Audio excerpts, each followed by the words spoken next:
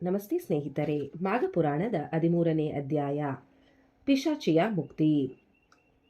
ಗುರುತ್ಸಮದ ಮಹರ್ಷಿಯ ಮಾತನ್ನು ಆಸಕ್ತಿಯಿಂದ ಆಲಿಸುತ್ತಿದ್ದ ಜಹುನು ಮುನಿಯು, ಮಹನೀಯ, ಆ ಪಿಶಾಚಿ ಯಾರು? ಅದು ಮಾಘಪುರಾಣವನ್ನು ಹೇಗೆ ಕೇಳಿತು? ಹಾಗೆ ಪುರಾಣ ಶ್ರವಣ ಮಾಡಿದ ಅದರ ಪಿಶಾಚಿ ಜನ್ಮ ನಿವಾರಣೆಯಾಯಿತೆ? ದಯವಿಟ್ಟು ತಿಳಿಸಿ ಎಂದು ಕೇಳಿದನು. ಮಹರ್ಷಿ ಸಂತೋಷದಿಂದ ಅದಕ್ಕೇನಂತೆ, ಕಥೆಯನ್ನು ಕೇಳುವವನಾಗು. ಹಿಂದೆ ಪಂಪಾ ನದಿ ತೀರದ ಪಂಪಾನಗರದಲ್ಲಿ ಒಬ್ಬ ವೈಶ್ಯನಿದ್ದನು. ಅವನು ಭಾರಿ ಹಣವಂತನಿದ್ದರೂ ಪರಮಲೋಭಿಯಾಗಿದ್ದನು. ಇಕ್ಕಲಾರದ ಕೈ ಎಂಜಲು ಎನ್ನುವಂತೆ ನಡೆದುಕೊಂಡಿದ್ದನು.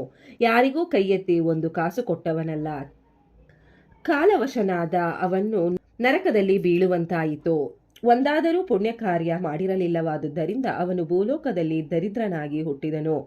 ಬಹುಹೀನ ಅವಸ್ಥೆಯಲ್ಲಿದ್ದ ಅವನು ಜೀವನೋಪಾಯಕ್ಕಾಗಿ ಅನೇಕ ಪಾಪ ಕಾರ್ಯಗಳನ್ನು ಮಾಡಿದನು. ತಾನು ಏನು ಮಾಡುತ್ತಿದ್ದೇನೆ ಎಂಬುದರ ಪರಿವೆಯೂ ಅವನಿಗಿರುತ್ತಿರಲಿಲ್ಲ. ಒಮ್ಮೆ ಸಿಡಿಲು ಬಡಿದು ತೀರಿಕೊಂಡನು. ಆದರೆ ಅವನಿಗೆ ತನ್ನ ಪಾಪ ಕಾರ್ಯಗಳಿಂದಾಗಿ ಸದ್ಗತಿ ಸಿಕ್ಕದ್ದೇ ಪಿಶಾಚಿಯಾದನು. ಪಂಪಾ ನದಿ ತೀರದ ಒಂದು ವಟವೃಕ್ಷದಲ್ಲಿ ಸೇರಿಕೊಂಡು ಊರವಾಸಿಗಳನ್ನು ಹೆದರಿಸುತ್ತಾ ನಿಶಾಚರನಾಗಿದ್ದನು. ಪಂಪಾನಗರದ ಜನ ಪಿಶಾಚಿಗೆ ಹೆದರಿ ನದಿ ತೀರಕ್ಕೆ ಹೋಗುವುದನ್ನೇ ಕಡಿಮೆ ಮಾಡಿದ್ದರು. ಮಾಘ ಮಾಸದಲ್ಲಿ ಒಂದು ದಿನ ಶ್ರೇಷ್ಠ ಮುನಿಗಳಾದ ವಸಿಷ್ಠರು ತಮ್ಮ ಶಿಷ್ಯರೊಡನೆ ಪಂಪಾ ನದಿಯನ್ನು ಅಲ್ಲಿ ಮಾಘಸ್ನಾನ ಮಾಡಲು ನಂದಿ ತೀರಕ್ಕೆ ಬಂದರು. ಶಿಷ್ಯರೊಂದಿಗೆ ಪವಿತ್ರ ಮಾಘಸ್ನಾನ ಮಾಡಿದರು. ಬಳಿಕ ಮಂಡಲ ರಚಿಸಿ ಶ್ರೀ ಹರಿಯನ್ನು ಸ್ಥಾಪಿಸಿ ಶ್ರದ್ಧಾಭಕ್ತಿಗಳಿಂದ ಪೂಜಿಸಿದರು. ತದನಂತರ ಶಿಷ್ಯರೆಲ್ಲರನ್ನೂ ಕೂರಿಸಿ ಮಾಘ ಪುರಾಣವನ್ನು ಹೇಳತೊಡಗಿದರು. ಶಿಷ್ಯರೆಲ್ಲರೂ ಭಯಭಕ್ತಿಯಿಂದ ಪುರಾಣವನ್ನಾಲಿಸುತ್ತಿದ್ದರು. ವಸಿಷ್ಠರು, ಶಿಷ್ಯರೇ, ಮಾಘ ಮಾಸ 12 ಮಾಸಗಳಲ್ಲೇ ಶ್ರೇಷ್ಠವಾದ ಮಾಸ. ಈ ಮಾಸದಲ್ಲಿ ನದಿ ಜಲಗಳಲ್ಲೇ ಪವಿತ್ರವಾಗಿರುತ್ತವೆ. ಸೂರ್ಯನು ಮಕರ ರಾಶಿಯಲ್ಲಿರುವಾಗ, ಸೂರ್ಯೋದಯವಾಗುತ್ತಿರುವಾಗ ಯಾರು ಭಕ್ತಿಯಿಂದ ಶ್ರೀ ಹರಿಯನ್ನು ಧ್ಯಾನಿಸುತ್ತಾ ಪವಿತ್ರ ಜಲದಿಂದ ಮಾಘ ಸ್ನಾನ ಮಾಡುವರೋ ಅವರ ಸಮಸ್ತ ಪಾಪಗಳು ದೂರವಾಗಿರುವುದಲ್ಲದೆ ಇಂದಿನ ಜನ್ಮದಲ್ಲಿ ಮಾಡಿದ ಪಾಪಗಳೂ ಮಾಯವಾಗಿ ಆತ ಪರಿಶುದ್ಧನಾಗುವನು. ಆದರೆ ಮಾಘ ಸ್ನಾನವನ್ನು ಉಪೇಕ್ಷಿಸಿ ಸ್ನಾನ ಮಾಡದವನು ಮತ್ತಷ್ಟು ಪಾಪಿಯಾಗಿ ನರಕವಾಸಿಯಾಗುವನು. ನಮ್ಮ ಕೈಯಲ್ಲಿ ಯಾವ ಪುಣ್ಯ ಕಾರ್ಯಗಳನ್ನು ಮಾಡಲಾಗದೇ ಹೋದರೂ ಮಾಘಸ್ನಾನ ಮಾಡಿದರೆ ಸಾಕು, ಮಾಘಾಧಿಪತಿಯಾದ ವಿಷ್ಣುವಿನ ಸಾನ್ನಿಧ್ಯ ಪಡೆಯುವರು ಎಂದೆಲ್ಲ ಹೇಳುತ್ತಿದ್ದರು. ವಸಿಷ್ಠರು ಹೇಳಿದ್ದನ್ನೆಲ್ಲ ವಟವೃಕ್ಷ ನಿವಾಸಿಯಾಗಿದ್ದ ಪಿಶಾಚಿಯು ಕೇಳಿಸಿಕೊಂಡಿತ್ತು.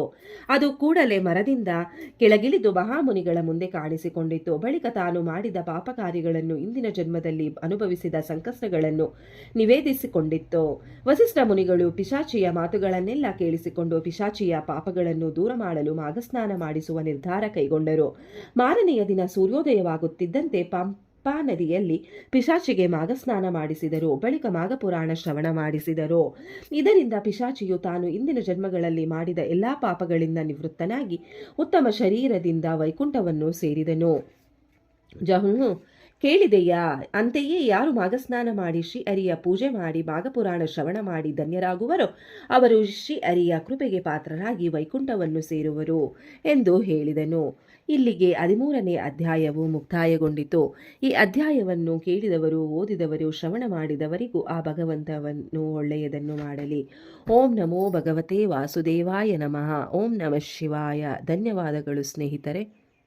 ವಿಡಿಯೋ ನೋಡಿಕ್ಕೆ ಎಲ್ಲರಿಗೂ ಧನ್ಯವಾದಗಳು. ನಿಮಗೆ ಈ ವಿಡಿಯೋ ಇಷ್ಟ ಆಗಿದ್ರೆ ಪ್ಲೀಸ್ ಒಂದು ಲೈಕ್ ಮಾಡಿ. ನೆಕ್ಸ್ಟ್ ಇನ್ನು ಜಾಸ್ತಿ ವಿಡಿಯೋ ಹಾಕ್ತೀವಿ. ಹಾಗೆ ನಿಮ್ಮ ಫ್ರೆಂಡ್ಸ್ಗೆ ಶೇರ್ ಮಾಡಿ ಮತ್ತೆ ಸಬ್ಸ್ಕ್ರೈಬ್ ಮಾಡಿ. Thank you very much.